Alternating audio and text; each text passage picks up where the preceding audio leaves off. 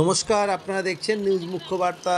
সকলের সাথে সকলকে নিয়ে নিউজ মুখ্য বার্তা দেখতে চ্যানেলটি সাবস্ক্রাইব করুন।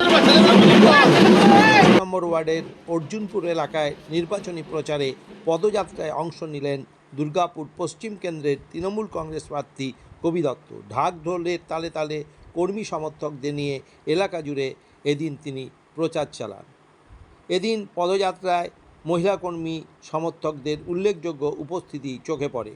প্রার্থীকে ঘিরে উৎসাহ উল্লাসে ভরে ওঠে পুরো এলাকা। জনসংযোগের মাধ্যমে স্থানীয় বাসিন্দাদের সঙ্গে কথা বলেন কবি দত্ত এবং তাদের কাছ থেকে ভালো সাড়া পান বলে জানা গেছে। ব্যুরো রিপোর্ট নিউজ মুখ্য বার্তা।